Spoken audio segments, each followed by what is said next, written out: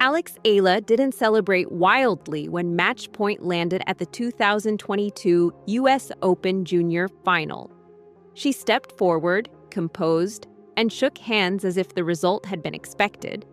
The scoreboard read 6-2, 6-4 against Lucie Havlíčková, confirmed by official U.S. Open records on September 10, 2022, but the moment carried weight that went beyond the match itself. No Filipino player had ever won a Grand Slam singles title at any level. There was no lineage behind it, no system producing successors. It happened in isolation. That absence is what made the result harder to interpret. In most tennis nations, junior champions are placed into a timeline of past winners and projected forward. Eala had no such reference point. Her name didn't extend a tradition. It started one.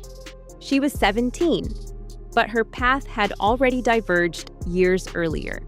Born in Quezon City, she grew up in an environment where structured training was familiar.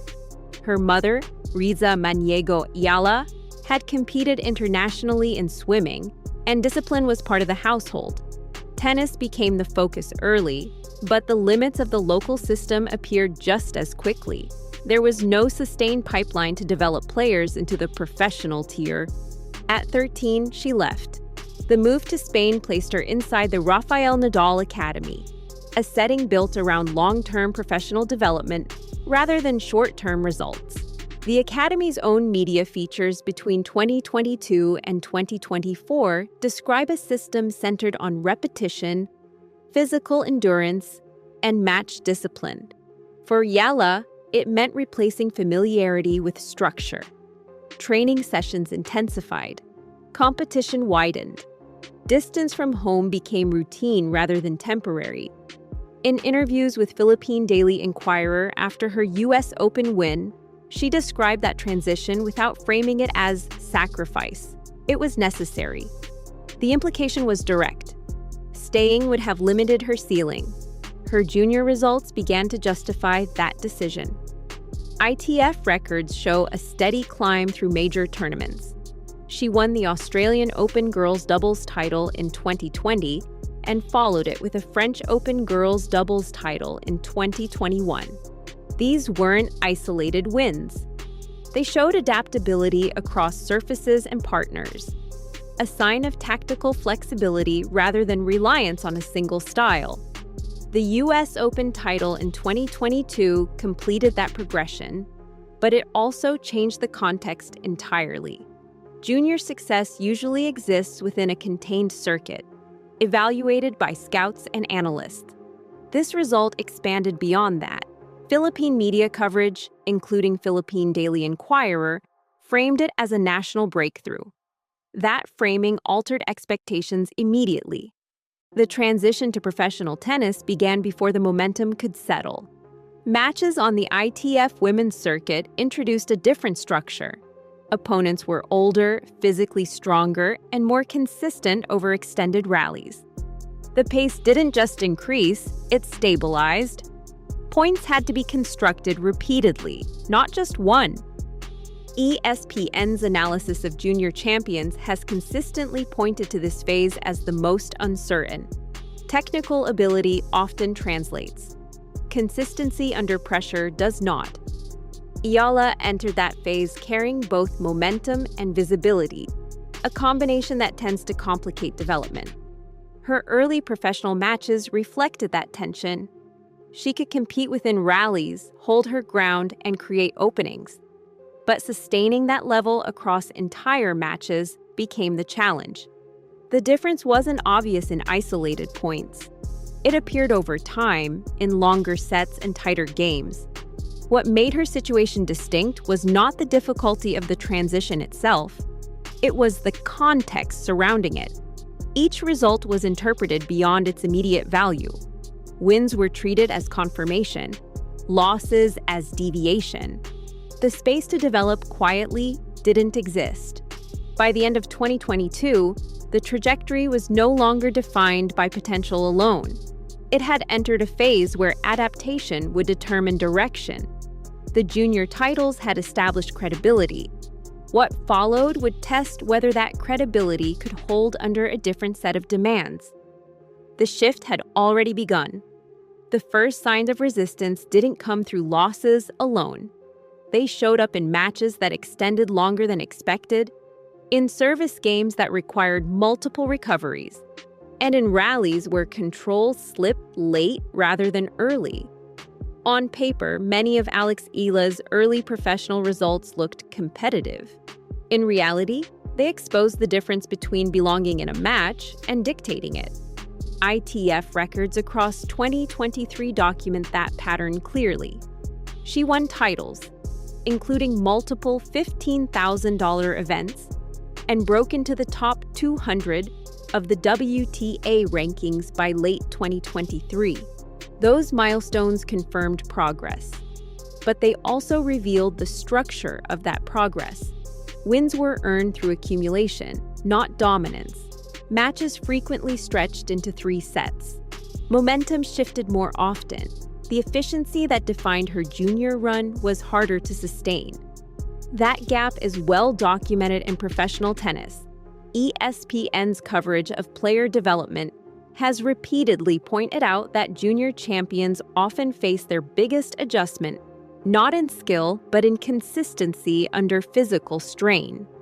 Eala's matches began to reflect that reality. She could construct points with clarity, but closing games required repeated execution under fatigue. The pressure surrounding her added another layer. Philippine media continued to track her results closely, with outlets like Philippine Daily Inquirer framing each ranking movement as part of a broader national trajectory.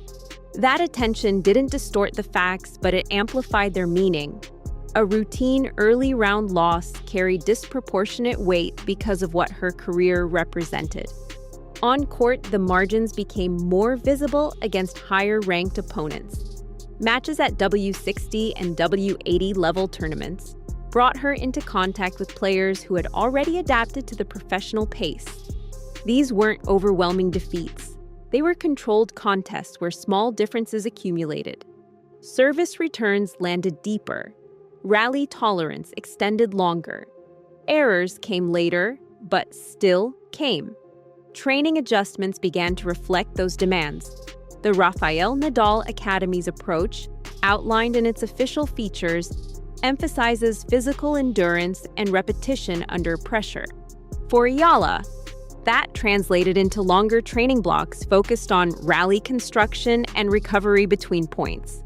The goal wasn't to change her game entirely, but to extend its durability.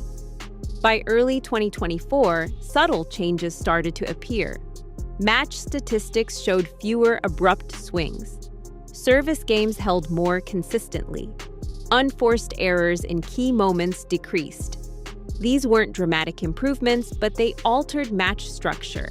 Instead of reacting to pressure, she began to absorb it and respond within the same rally. One of the clearest indicators came in matches where she trailed early but stabilized rather than collapsed. In previous phases, those situations often led to quick set losses. Now they extended into competitive sets, sometimes into deciding sets. The difference was not just physical, it was decision-making under strain. Her own statements during this period, reported in Philippine media interviews in 2024, reflected that shift. She spoke about focusing less on immediate results and more on executing specific patterns within matches. The emphasis moved toward process, serve placement, rally depth, point construction, rather than outcome. That language aligns with how players recalibrate during transition phases. The turning point, if defined precisely, wasn't a single tournament win or ranking jump. It was the reduction of volatility. Matches stopped swinging dramatically from control to collapse. Even in losses, the structure held. She stayed within rallies longer, forced opponents to win points rather than conceding them, and maintained tactical clarity deeper into matches. BBC Sport's broader analysis of emerging players often identifies this phase as the threshold between potential and trajectory. Players who reach it begin to stabilize within the professional system. Those who don't tend to remain inconsistent. Eala's results suggested she was crossing that threshold. By mid to late 2024, her presence on the circuit had shifted from introduction to participation. She was no longer entering tournaments as a junior standout testing the level. She was part of the level, competing within its demands. The difference is subtle in rankings, but clear in match dynamics. The conflict that defined her early transition didn't disappear, it evolved. Instead of questioning whether she could compete, the focus turned to how consistently she could perform across tournaments. That distinction marked the turning point. Control didn't arrive all at once. It built, match by match, until the gaps that once defined her performances became harder to find. By the time Eala moved deeper into the professional cycle, the expectations around her had settled into something more realistic, but not lighter. The early narrative had been built on a single defining moment in 2022.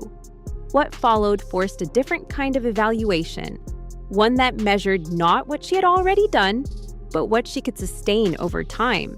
Her ranking progression through 2024 into 2025 continued to reflect steady accumulation.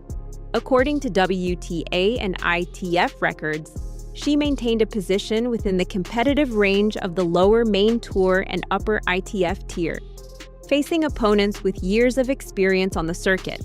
The matches themselves began to show fewer structural weaknesses. Service games stabilized, rally tolerance improved, and point construction became more deliberate under pressure. This stage of development rarely produces immediate headlines, but it defines long-term careers.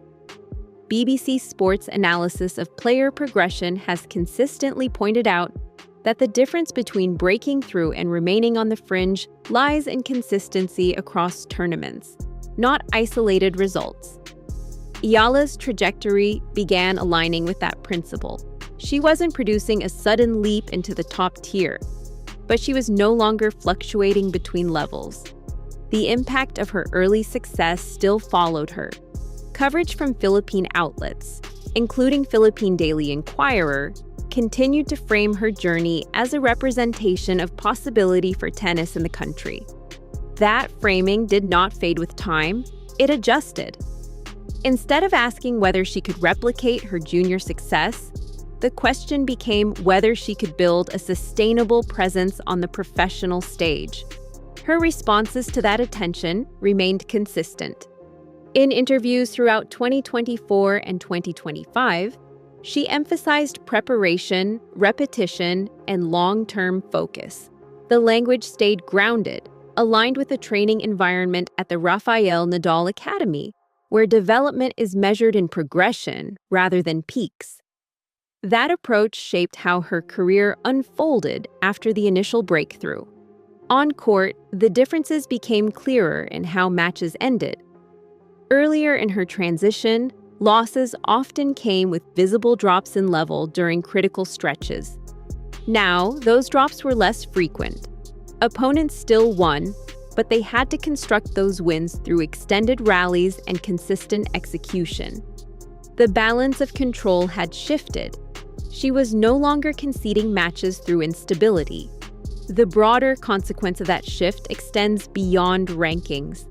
It establishes credibility within the professional system. Players are evaluated not just by wins, but by how they compete across conditions and opponents. Eala's matches began to reflect that standard. She operated within rallies, maintained structure under pressure, and reduced the variance that once defined her performances. At the same time, her presence continued to reshape perception back home. The pathway she created, from Quezon City to Mallorca to the international circuit, offered a model that did not exist before. Young players in the Philippines now had a reference point grounded in modern tennis, not distant history. That influence operates independently of her ranking. It exists in visibility and proof of possibility. What her career has shown since 2022 is not a rapid ascent, but a controlled progression through a demanding system. The absence of a sudden breakthrough at the highest level does not indicate a lack of trajectory. It reflects the structure of the sport, where sustained performance determines position over time. The defining element of her journey is no longer the US Open title itself. It is how she has responded after it. The transition phase, often where promising careers stall, has instead become a period of adjustment and stabilization. Each tournament adds context. Each match refines the margin. She is no longer being measured against a single moment. She is being measured against a process, and that process is still unfolding.